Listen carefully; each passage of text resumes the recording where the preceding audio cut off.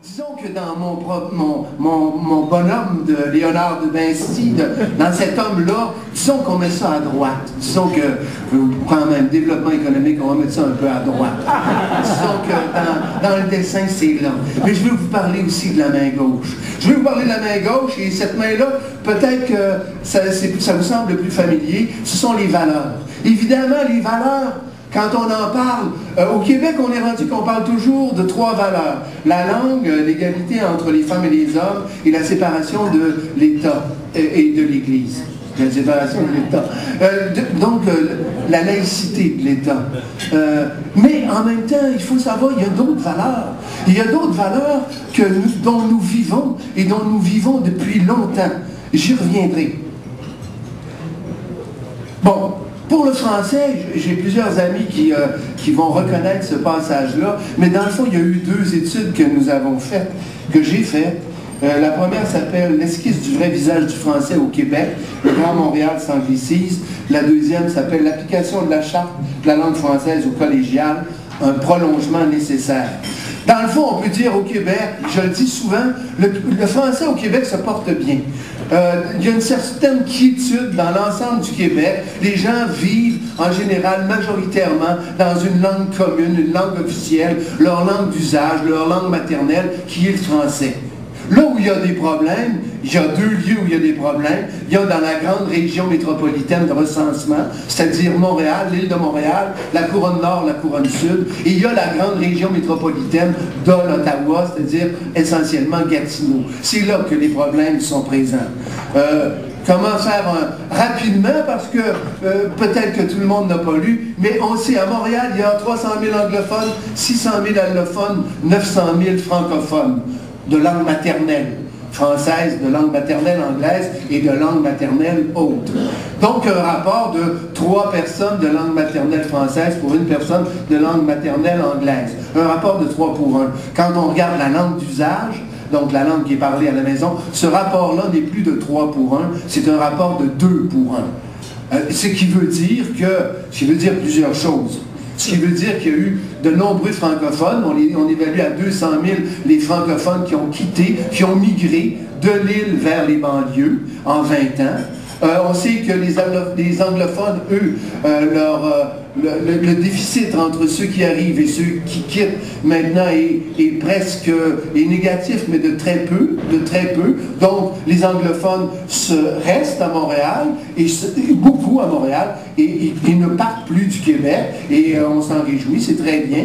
Et il y a les 600 000 allophones qui sont... qui arrivent, qui sont arrivés, bon, parce que quand on parle des allophones, c'est pas juste des gens qui viennent d'arriver, évidemment, vous connaissez ça, c'est des gens qui sont là, des gens comme moi, qui ont gardé, qui sont définis comme des allophones, parce que chez eux, on a continué à parler la langue d'origine. Bon, bref, il y a ces 600 000 personnes, et là, évidemment, il y a un très grand nombre d'allophones, proportionnellement, qui a glissé vers l'anglais, vers la langue anglaise, vers la culture anglaise. On a évalué avec un critère que l'anglais à Montréal était 5 fois plus attirant que le français. Les raisons pour lesquelles les allophones choisissent en grand nombre l'anglais, on en a identifié 3, il y en a sûrement d'autres. Il y a la première raison, c'est le logement, le lieu où ils s'établissent, donc le quartier, l'environnement dans lequel ils vivent. La deuxième, c'est le travail, le premier travail, qui est souvent dans de petites entreprises, mais aussi dans des moyennes et dans des grandes. Et on sait que dans le milieu du travail, depuis un certain temps, et je pense que vous en avez entendu parler par M. Daou longuement, il n'y a pas autant de francisation. L'effort de francisation dans les grandes entreprises m'apparaît comme être difficilement comparable à ce qu'il a déjà été. Il y a eu tranquillement, ça s'est émoussé. Pas partout, c'est très variable, c'est difficile de le savoir, mais on sait que dans les grandes entreprises, ce n'est pas vrai que le combat pour la présence du français est ce qu'il a déjà été.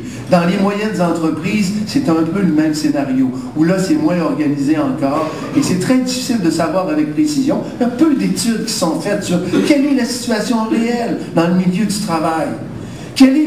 Et dans les petites entreprises de moins de 50 employés, alors là, on n'a rien. On ne sait pas. On ne sait pas dans quelle langue les gens travaillent quand il y a moins, entre 10 et 50 employés. On ne le sait pas. Il n'y a pas d'études de l'Office québécois de la langue française. Il n'y a pas de documents fiables. On néglige cela. Et ce sont les lieux où souvent les gens qui arrivent vont trouver leur premier emploi. Ce qu'on sait, c'est que ça se passe des fois en français, des fois en anglais, des fois dans d'autres langues. Ce qu'on sait surtout, c'est que toutes ces petites entreprises-là sont dépourvues, même si la charte s'applique partout, mais sont dépourvues de moyens pour vraiment servir d'outil de francisation pour les gens qui arrivent. Alors, les conséquences, on les connaît. Les conséquences, c'est qu'en 2031, 43% des Montréalais auront comme langue d'usage le français. 43% seulement. Le résultat, on le voit, Montréal s'affiche de plus en plus en anglais. Montréal s'anglicise dans la représentation qu'il a de lui-même. Montréal, qui a toujours été le cœur francophone du Québec, un cœur francophone qui a servi à l'ensemble du Québec, est en train de s'affaiblir. Et dans la mesure où le cœur de Montréal s'affaiblit au niveau de la production des contenus et de la culture francophone, tôt ou tard, ça a des effets, pas tôt ou tard, assez rapidement, ça a des effets sur le reste du Québec. Si Montréal est aspiré par le grand remous anglo-saxon, le reste du Québec va suivre. Ajoutez à cela un nouveau phénomène qu'on ne connaissait pas, qui est une contamination virale par des fragments anglophones qui affaiblissent notre immunité linguistique. Je vous donne des exemples. Savez-vous ce que ça veut dire LOL? Lots of laughs. Savez-vous ce que ça veut dire TJIF? C'est utilisé là, sur les réseaux sociaux, c'est courant. Moi, je ne les connaissais pas. Alors, TGIF, c'est Thank God It's Friday. BTW. By the way. On voit qu'il y en a qui fréquentent les réseaux. OMG. Oh my God. Fail. Semble que c'est échec. Maintenant, on dit fail. Ça, ce langage-là, c'est de la contamination virale. Ça rentre dans nos intimités, ça rentre dans nos salons, ça rentre dans notre chambre, ça rentre dans nos Blackberry, ça rentre dans nos iPods, ça rentre partout, tout le temps, d'une manière constante. C'est un langage qui est de plus en plus utilisé. Si vous croyez que ça n'a pas d'effet, moi je vous garantis qu'une répétition constante de ces fragments va nous affaiblir. Et notre système immunitaire, il a besoin d'un sérieux coup de boostage pour pouvoir résister à ce genre d'attaque-là.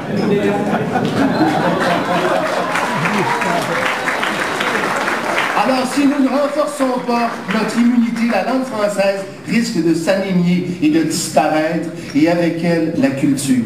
Nous devrions nous en inquiéter beaucoup. Shakespeare a dit: nous sommes faits de l'étoffe de nos rêves. Et moi, je dis, au Québec, nous sommes faits de l'étoffe de nos mots. Ce sont les mots des langues autochtones qui ont d'abord nommé le pays. Et puis ensuite, surtout, ça a été le français. C'est le français qui a nommé les lacs, les rivières, les montagnes, les forêts. C'est le français qui a nommé les villages. C'est le français qui a nommé les familles. C'est le français qui est chanté. C'est le français qui est célébré. C'est le français qu'on écrit. Bien sûr, il a été matiné d'un peu d'anglais et de d'autres langues. Mais fondamentalement, le monde n'existait pas au Québec avant d'être nommé. Et nous l'avons fondamentalement nommé par la langue française. C'est ce qu'il y a de plus précieux. Si je croyais en l'existence de Dieu, je dis que Dieu serait celui qui a utilisé la langue française pour nous nommer.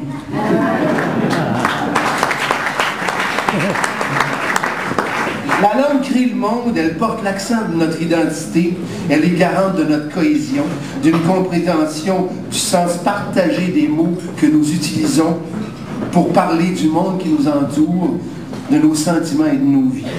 Quelles sont les solutions? Vous les connaissez. Les solutions, c'est le renforcement de la loi 101, le renforcement de la loi 101, surtout dans ces aspects qui touchent à la langue de travail, la langue de l'administration. C'est l'application de la loi 101 au collège, dans les cégeps. C'est la francisation des services de garde en milieu allophone. C'est fondamental. C'est c'est jeune qu'on apprend et qu'on pratique une langue. La révision de la loi sur l'affichage. Le renforcement de notre réseau national de télévision. C'est la fréquentation des productions culturelles de langue française et la tentation et la tentative d'essayer d'y attirer un bassin de plus en plus important de gens dont la culture est autre et qu'on réussit mal à attirer dans notre culture d'expression française. Et évidemment, c'est la réussite de l'immigration et de la francisation. Il y a le magnifique livre de Benoît vous connaissez, Le remède imaginaire, qui décrit ça admirablement. Dans le fond, on sait très bien, il y a deux solutions. Soit on réduit le nombre des gens qu'on accueille, mais on s'assure qu'on leur fournit de véritables services de francisation et d'intégration, soit il faut augmenter considérablement les ressources qu'on met à la disposition pour s'assurer de réussir complètement cette francisation et cette immigration. Si on n'agit pas comme ça, d'une façon claire, d'une façon ferme, il est certain que nous allons perdre le combat. Nous sommes à prendre ou à laisser. Nous sommes à nous posséder ou à nous déposséder, et il n'en tient qu'à nous.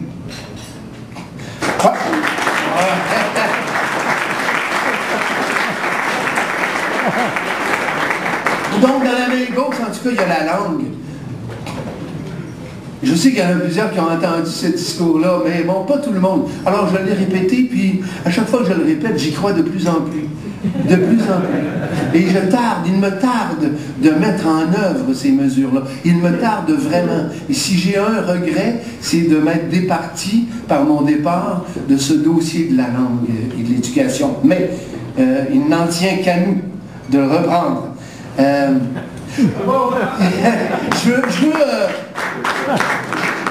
Je veux parler aussi... J'ai le temps ou est-ce que je suis serré dans le temps? Ça va? Bon, on a le temps. OK.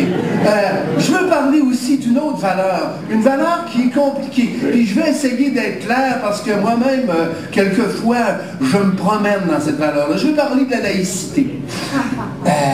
Parce que souvent, on a donc ce sentiment par rapport à la langue d'une espèce de perte identitaire. Et souvent, quand on a le sentiment de perdre au niveau de l'identité, on a tendance à accuser l'autre. C'est l'autre qui est responsable de notre perte identitaire. C'est à cause de l'autre si nous sommes fragilisés. Et ça, cette perte-là, elle est assez forte. Ce sentiment de perte-là, il est fort.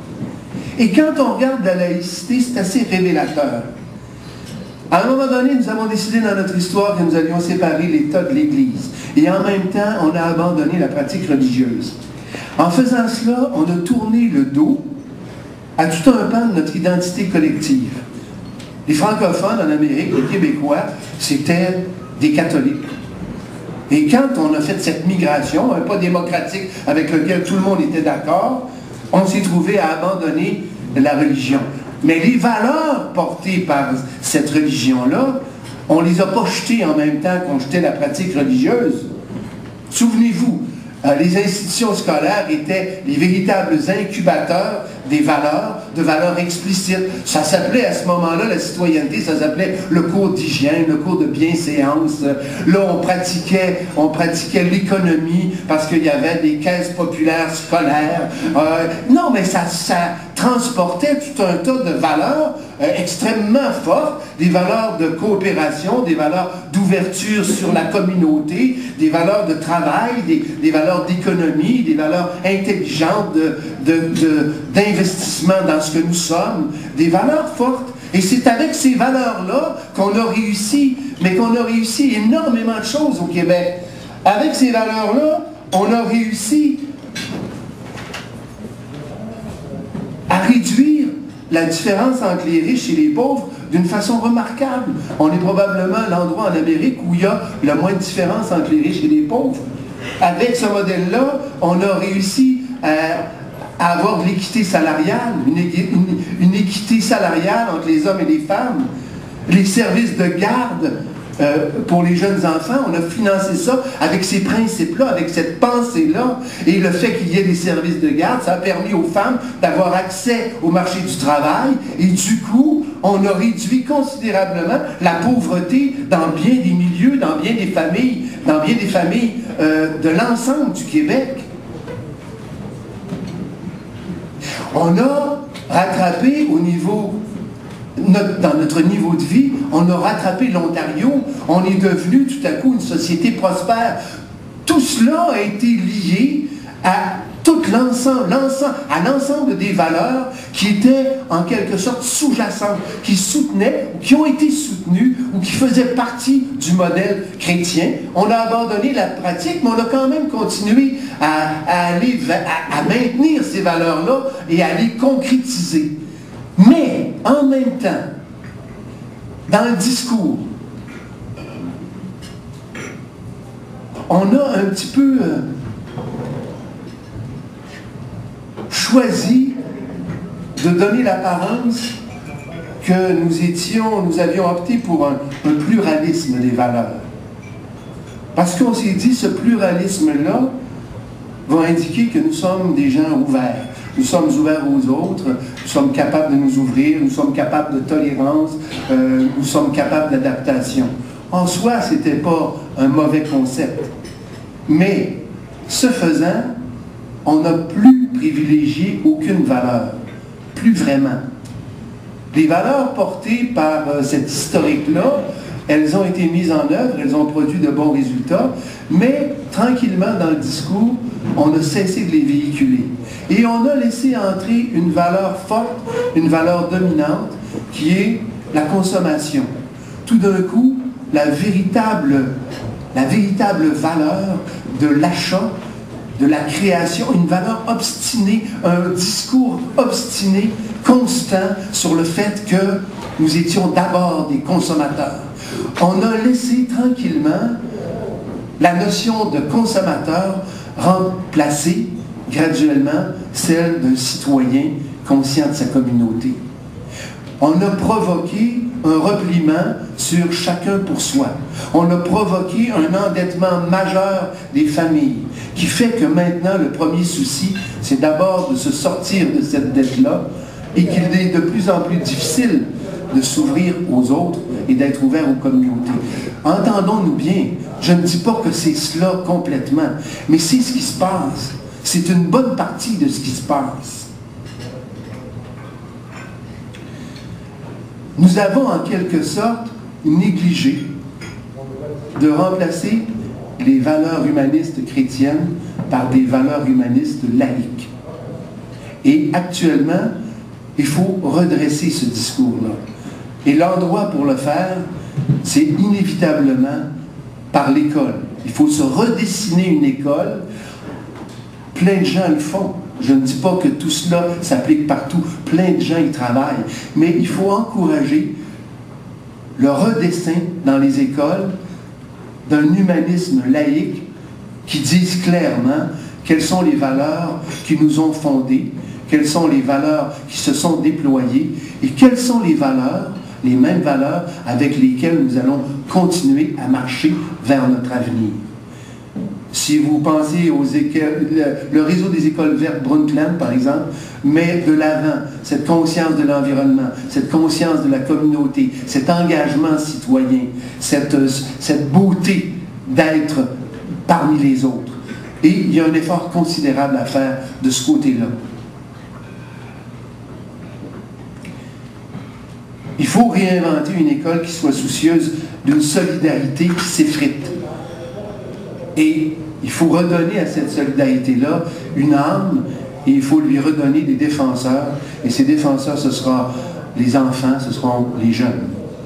Bon, alors, trêve. Voilà donc la main gauche, mais j'ai oublié plusieurs autres valeurs auxquelles je reviendrai. Bon, en fait, j'en ai parlé. Il y a des valeurs d'entraide, il y a des valeurs de coopération, il y a des valeurs d'équité intergénérationnelle, il y a des valeurs d'égalité, il y a des valeurs de répartition de la richesse, il y a des valeurs de justice sociale, il y a des valeurs d'accès à la santé, d'accès à la justice, d'accès à l'éducation. Toutes ces valeurs-là, on pourra peut-être faire le tri, mais il n'y a pas que 3 valeurs, il y en a d'autres. Il faut les nommer, il faut les intégrer dans ce que nous souhaitons être un pays. Voilà. Maintenant,